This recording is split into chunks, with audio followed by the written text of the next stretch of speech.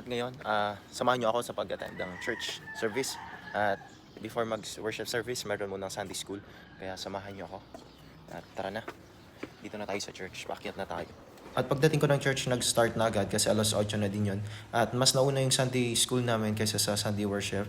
At palagi ganun yung setup. Alas 8 ng umaga is nauna yung Sunday school at after naman alas 9 is yung aming worship service. At napakaganda ng topic namin. It's all about gift of giving and gift of helping. So, pusong may pagbibigay at pusong may pagtulong. So, napakahalaga sa isang Kristiyano na may mga gift na ganito upang matugunan ang pangangailangan ng church, ang gawain ng Panginoon. Pwedeng magkaroon ng mga gift lahat ng pagtulong at pagbibigay, hindi lamang in financially things, but also in materials, sa oras mo, pwede mong maitulong para sa gawain ng Panginoon. Musta po ang ating gising ngayong umagang ito? At akin pong hinihiling before tayo mag-umpisa na ang ating full attention ay ituon natin sa ating pananambahan sa umaging ito. At lahat po ng pwedeng makapag-distract sa ating pananambahan, maaari po nating isantabi muna ang ating mga phones, sa ating silent upang hindi ang tunog ng Shopee ang marinig, kundi ang tinig ng Panginoon sa umaging ito. At sabi nga po sa kanyang salita sa Aklat ng Mga Awit, chapter 9, verse 1 and 2, O Panginoon ko, buong puso kitang pasasalamatan. Ang kahangahangang ginawa mo, Yahweh, aking isasaysay. Dahilan sa iyo, ako ay aawit na may kagalakan. Pupurihin kita, Panginoon naming kataas-taasan. Kagaya po ni Haring David kung paano niya isinaysay ang kabutihan ng Panginoon sa kanyang buhay, ganon din po nawa tayo sa umaging ito. Sa pamagitan ng mga awitin, ating isaysay sa harapan ng Panginoon kung gaano siya kabuti, kung gaano kadakila at kapangyarihan ang ating Diyos na buhay.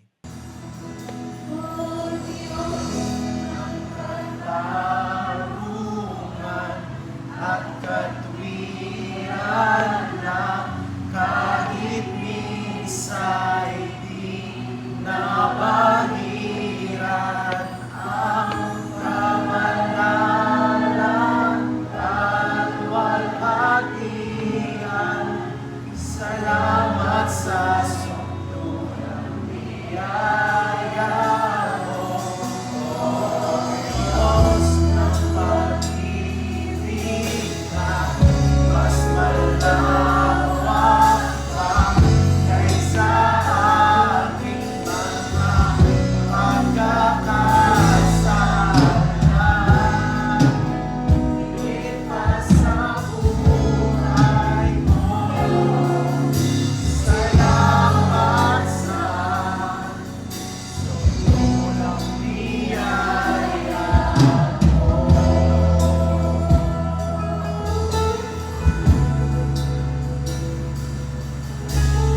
Salamat sa sobrang biyaya mo.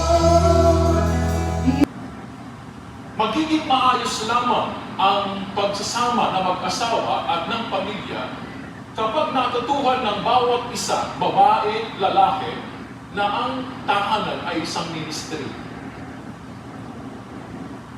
Na sa loob ng tahanan, kailangan may mga panuntunan para yung mga kahinaan ay mabantayan.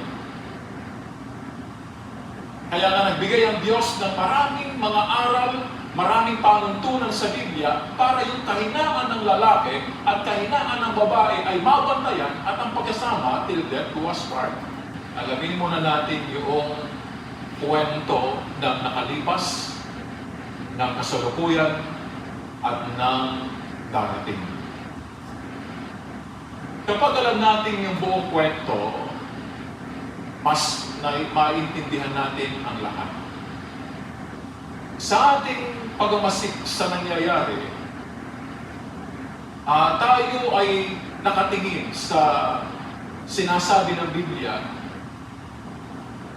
At habang tinitingnan natin ang lahat na nangyayari, para matuto tayong magdesisyon at paano natin tignan ang mga nangyayari. Kailan ba